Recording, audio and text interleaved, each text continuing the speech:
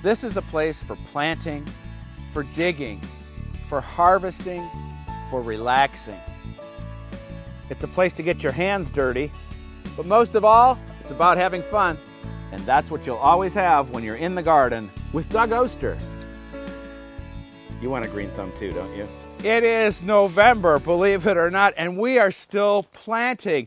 We've got lots of stuff to plant, but for the most part, this is the last planting of the year, unless I find some more bargains. Follow me. Well, these aren't the greatest looking plants, are they? But I'm not concerned. I've got two hostas here. The little one is called Blue Mouse Ears, and the bigger one is Rosedale Golden Goose Hosta. And of all the plants we're going to put in the ground today, these are the most marginal, I guess I would say. But since they're hostas, they're tough as nails. As you know, I got them for a song this time of the year, and I love both varieties. I've got a hosta bed right there. Got some compost down. Let's get them in the ground, and then we'll cross our fingers, and I think we'll be okay. I'm not concerned with these tops that are cut back. What we're planting is that amazing root system there, and when we get these roots in place and in good compost, we'll be in good shape. And next year, that's going to sprout and put on nice big golden leaves. That's a good thing. And now I just got to find a spot for this little itty bitty blue mouse ears. That's a cool little variety. I'm not sure where I'll put it, but I'm going to keep it in this hosta bed. This is the one place the deer don't come to eat the hostas, and that's also a good thing. And as always, remember, anything that goes in needs watered, and it needs watered until the ground freezes. Next up is a cool shrub to plant.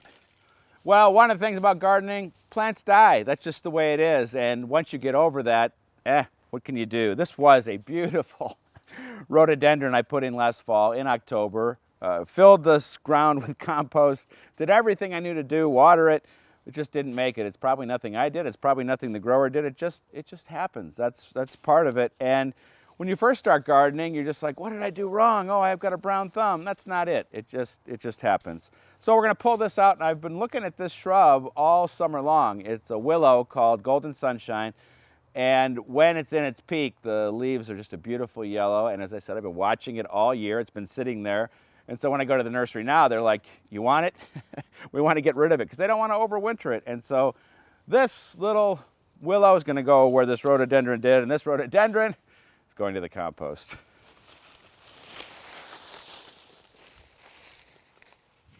So we've dug a hole twice as wide as the root ball. We have to make sure we're not going too deep. We always want it up at the same level that it was planted at.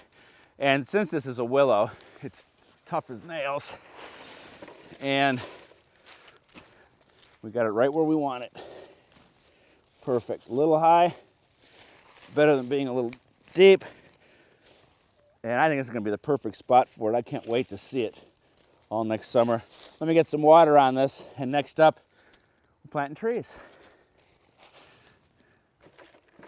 Well, here's a big pine tree that had to come down. It had died. I didn't want it to fall on the house, or worse yet, the greenhouse.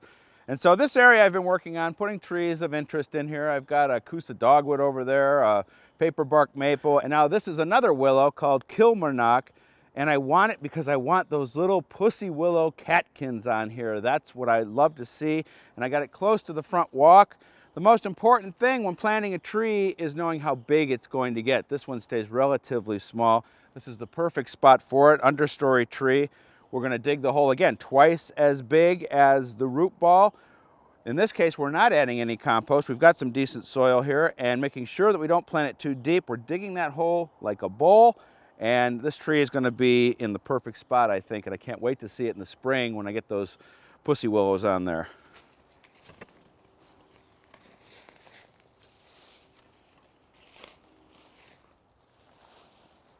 Oh, that's good soil. Okay. That looks just about right. We're going to put the backfill in, and again, put a little water on it.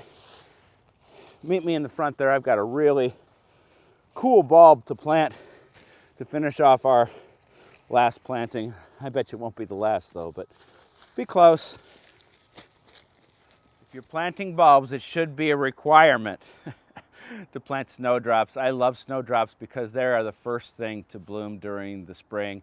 Could be January 15th, could be February 15th, or it could be March 15th, depending on the weather.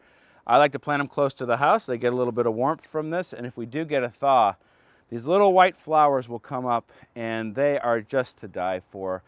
We wouldn't even care about them if it was July because we've got everything else blooming. But when it's the only thing in bloom, it is the star of the garden, and I hope I get them early. Now, you've seen me use these before, and I love to plant bulbs this way.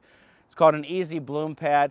8 snowdrops in each one of these pads. We're just going to dig a shallow hole for these, and we're going to put 4 of them in, and we're going to have a nice drift of snowdrops here next spring.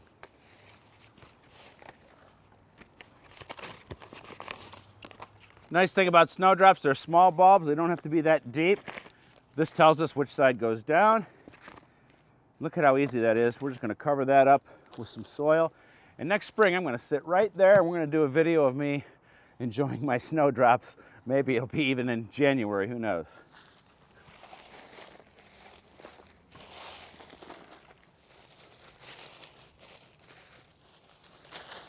All right, I can't wait.